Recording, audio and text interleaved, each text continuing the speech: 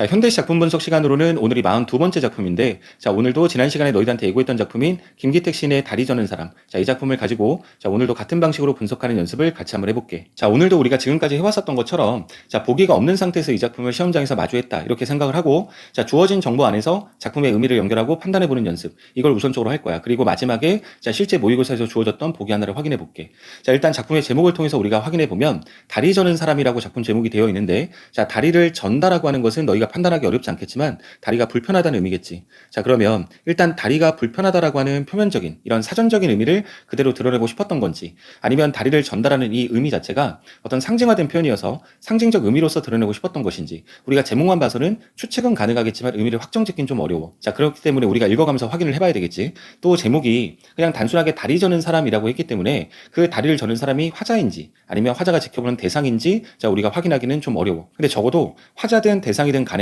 자, 다리를 저는 이라는 이 표현을 통해서 우리가 작품을 읽어가면서 어떤 의미로 연결을 해나가야 되는지 집중을 좀 해야 될 것 같아.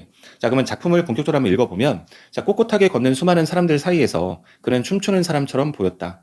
한 걸음 옮길 때마다 그는 앉았다 일어서듯 다리를 구부렸고 그때마다 윗몸은 반쯤 쓰러졌다 일어났다. 자, 이렇게 되어 있어. 자, 일단 꼿꼿하게 걷는 수많은 사람들 사이에 그가 걷고 있다고 했거든. 자, 그럼 너희가 판단하기 어렵지 않겠지만 전형적으로 대비되는 그런 인물을 설정을 한 거야. 자, 근데 우리 시의 초반 도입부를 통해서 적어도 다리를 저는 인물, 다리를 저는 사람이 화자 자신이 아니라, 자, 그라고 하는 화자가 지켜보는 대상이란 점은 판단할 수 있었어. 자, 근데 다리를 절면서 걷는 사람을 어떻게 표현했냐면 춤추는 사람처럼 보였다고 비유적으로 표현을 한 거지. 자, 화자가 바라본 그의 다리가 불편한 사람이야. 그리고 그 사람의 모습을 춤을 추는 모습처럼 표현을 한 거거든. 자, 근데 이 시의 초반 부분이기 때문에 춤을 추는 모습이다라고 하는 이 표현 자체가 아직은 화자의 구체적으로 어떤 인식을 담고 표현한 것인지 판단하기는 좀 어려운 부분이야. 근데 적어도 우리가 한 걸음 옮길 때마다부터 시작해서 반쯤 쓰러졌다 일어났다는 이 부분은, 자, 화자가 지금 그의 걸음걸이를 춤추는 듯이 표현을 한 거거든. 자, 그러면 그 춤추는 듯한 그 걸음걸이를 조금 더 구체적으로 묘사하고 있는 부분이다 정도는 우리가 이 지점에서 판단할 수 있을 거야. 자, 그러면 조금 더 우리가 연결해서 읽어보면, 그 요란한 기이한 걸음을 지하철 역사가 적막해지도록 조용하게 걸었다. 어깨에 매달린 가방도 함께 소리 죽여 힘차게 흔들렸다. 자, 이렇게 돼 있어. 자, 춤추는 듯한 그 사람의 걸음을 뭐라고 표현했냐면 요란하고 기이한 걸음이다. 자, 이렇게 표현을 한 거거든. 자, 근데 사람들 앞에서 이 사람이 그가 요란하게 보이고 싶었을까? 자, 기이한 걸음걸이처럼 보이고 싶었을까? 그래서 이렇게 걷는 건 아닐 거 아니야. 근데 그는 윗몸을 반쯤 쓰러졌다 일어서듯 걸을 수밖에 없는 그런 신체적으로 좀 불편함을 가진 인물이야. 근데 그 모습을 보고 요란하고 기이한 걸음이다 이렇게 표현하는 걸 보면, 자, 화자는 이렇게 생각을 한 것 같아. 저 사람 좀 요란해 보이는데? 저 사람 좀 이상해 보이는데? 이런 생각을 좀 했던 거겠지. 자, 이런 식의 어떤 차이 정도에서 그치는 것이 아니라 다소나마 좀 차별적 인식이 바탕에 깔려 있는 것이 아닌가, 이런 생각이 좀 들게 만들어. 자, 근데 그 뒤에 보니까 지하철 역사가 적막해지도록 조용하게 걸었다라고 하는 이 표현이 나오거든. 근데 이런 어떤 차별적 인식, 자, 다소나마 좀 차별적인 인식을 가지고 있었던 사람들이 꼭 화자만 그랬던 것이 아니었다라고 하는 것을 좀 짐작할 수 있는 그런 표현이야. 자, 지하철 역사에 화자 혼자만 있지는 않았을 거 아니야. 자, 그렇다면 지하철 역사가 적막해졌다라고 하는 것은 우리가 일행에 나와 있었던 걸 조금 빌려오자면, 이렇게 꼿꼿하게 걷는 수많은 사람들이 이 지하철 역사에 있었을 것인데, 그 수많은 사람들이 자신하고 걸음걸이가 좀 다른 그의 걸음에 주목하느라고 좀 적막해졌다, 이렇게 우리가 판단할 수 있겠지. 그러니까 이 시선이라든가 내지는 이 적막함이 오히려 그에게는 다리를 전달하고 하는 신체적인 어떤 불편함보다 훨씬 더 마음을 더 심리적으로 불편하게 만들지 않았을까. 자, 이런 생각은 우리가 이 부분에서 해볼 수 있을 것 같아. 자, 그리고 우리가 연결져서 좀 봐보면, 자, 못 걷는 다리 하나를 위하여 온몸이 다리가 되어 흔들어주고 있었다. 사람들은 모두 기둥이 되어 우람하게 서 있는데 그 빽빽한 기둥 사이를 그만 홀로 팔랑팔랑 지나가고 있었다. 자, 이렇게 되어 있어. 자, 마무리를 좀 해보자면, 자, 못 걷는 다리 하나를 위해서, 자, 온몸이 다리가 되어서 흔들어주고 있었다고 표현을 했거든. 자, 불편한 다리 대신해서 온몸이 그런 다리의 역할을 해주고 있었다, 이런 표현인데, 자, 이 표현을 가만히 되새겨보면, 자, 어떤 좀 메시지를 주고 있다, 이런 생각을 해볼 수 있어. 자, 불편한 하나, 뭐 그게 여기서는 다리겠지, 다리. 자, 근데 이 다리를 위해서 온몸은, 자, 그의 온몸은 서로 도와가면서 그 불편한 다리 역할을 해주려고 하는 거야. 자, 우리 주변에도 이런 불편을 가지고 있는 사람들이 있지. 자, 없지 않잖아. 근데 그런 불편한 사람들을 위해서 그의 온몸처럼, 자, 우리가, 자, 다리가 좀 돼줄 수 있어야 되는데, 이 작품에서 등장하는 사람들은 너무 꼿꼿한 거지. 자, 앞서서 수많은 사람들이 꼿꼿하게 걷는다라고 하는 표현이 나왔었잖아. 근데 그 꼿꼿함이라고 하는 것은 단순히 그와 반대돼서 다리를 절지 않는다, 이런 표현만으로 이렇게 표현했었던 건 아닌 것 같아. 뭐 다리를 절지 않기 때문에 꼿꼿할진 모르겠지만, 뭐 다리를 저는 사람들의 걸음걸이를 보면서 요란하고 기이하다 이렇게 생각하고, 뭐 그렇게 생각하는 꼿꼿한 생각, 여기에 좀 사로잡힌 게 아닐까. 좀 불편한 다리를 위해서 그 다리가 좀 되어줘야 된다, 뭐 그 다리가 되어줄 수 있는 무언가를 좀 생각하는 것보다 어떤 다를 수밖에 없는 그런 걸음걸이에 주목을 하면서 좀 거기서 다소 차별적인 불편한 시선을 던지는 그런 경직된 사고에 사로잡힌 사람들의 모습을 그렇게 표현한 것이 아니었을까 이런 생각을 해볼 수 있겠지. 자, 여기서 말하는 사람들 속에는 뭐 너희들이라든가 나도 이 속에 포함이 되겠지. 근데 우리들이 어쩌면 이 불편한 다리 한쪽을 위해서 다리가 되어주기 위해서 서로 돕는 그런 그의 온몸보다 우리가 한참 모자란 사람이 아닐까라는 생각이 들게 만들어. 내가 이 시를 읽다 보니까 생각나는 시가 하나가 있는데 뭐 기출을 공부했던 학생들은 금방 기억을 하겠지만 2013년도 6월달 모의평가에 하종호 시인의 동승이라는 시가 출제된 적이 있었어. 뭐 전철을 타고 직장에 가다가 그 전철 속에서 만났던 아시안 젊은 남녀 이들의 모습을 보고 좀 다소나마 차별적이고 좀 불편한 시선을 막 던지다가 그렇게 시선을 던졌던 자기 모습을 성찰하고 진정한 동승이 뭐냐 자 이런 것들을 좀 인식하게 만드는 그런 시였거든.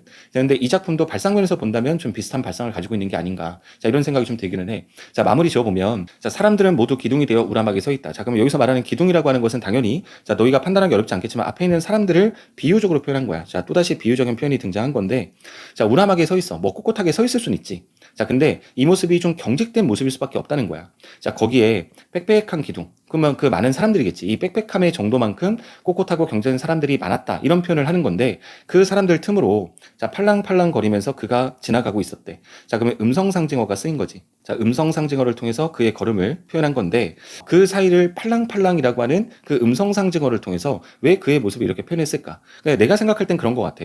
좀 불편하지 않은 다리를 가지고 있지만 뭐 꼿꼿하고 경직되면서 좀 불편한 시선을 막 던지며 살아가는 그런 사람들보다 자 비록 불편한 다리를 가지긴 했지만 그 속에서도 부족하고 불편한 부분을 온몸이 서로 도우면서 살아가려고 하는 그런 모습을 이 화자 자신이 보면서 그 대상 자체가 훨씬 더 긍정적으로 보이지 않았을까 이런 생각이 들어.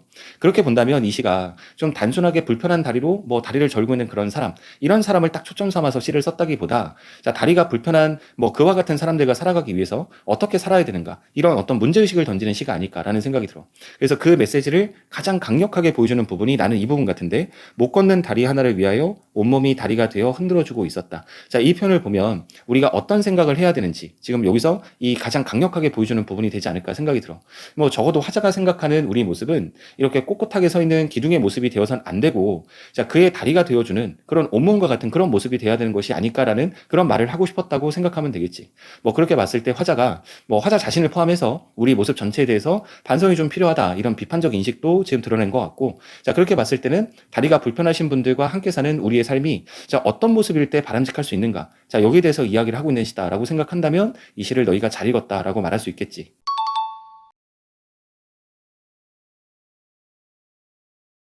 자, 그러면 우리가 방금까지 읽었었던 표면적인 정보들을 통해서 작품 정리를 좀 해보면, 자, 표면적인 화자 나는 드러나지 않았어. 자, 화자가 없는 것은 아니지만 화자가 드러내지 않은 거지. 자, 근데 이 화자에게 주어진 상황이 뭐냐라고 말을 한다면, 자, 일단 꼿꼿하게 서 있는 사람들 틈에서 걷고 있는 다리 저는 사람을 본 거야. 자, 그러면 이 상황을 통해서 이 상황 속에서 느끼는 화자의 정서와 태도. 자, 이걸 우리가 정리를 좀 해보면, 자, 일단은 첫 번째로는 자기 자신의 모습에 대해서 반성하는 모습. 자, 그러면 이 반성 속에는 자, 자신의 모습과 그다음에 더불어서 꼿꼿하게 서 있는 사람들에 대한 비판적 인식이 이 속에 들어갔겠지. 자, 그러면서 자, 어떤 불편함을 가지지만 그 불편함을 온몸이 서로 도와가며 살아가려고 하는 그에 대해서는 긍정적인 시선을 던졌다. 자, 우리가 이렇게 정리를 해볼 수 있을 거야.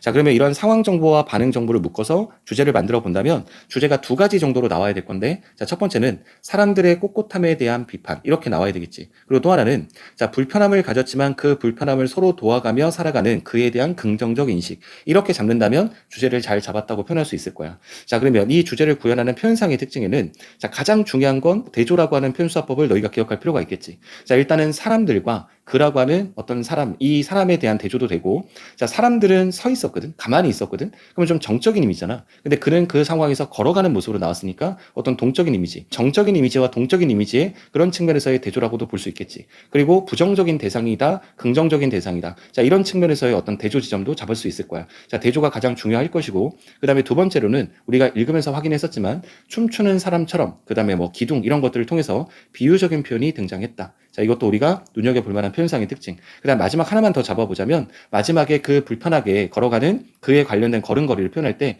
팔랑팔랑이라고 하는 음성 상징어를 썼거든. 자, 그래서 음성 상징어를 통해서 그의 걸음걸이를 표현하고 있는 부분. 자, 이 음성 상징어까지 표현상의 특징으로 잡는다면 자, 우리가 표현상의 특징에서 눈여겨볼 만한 것들은 다 잡았다고 볼 수 있을 거야.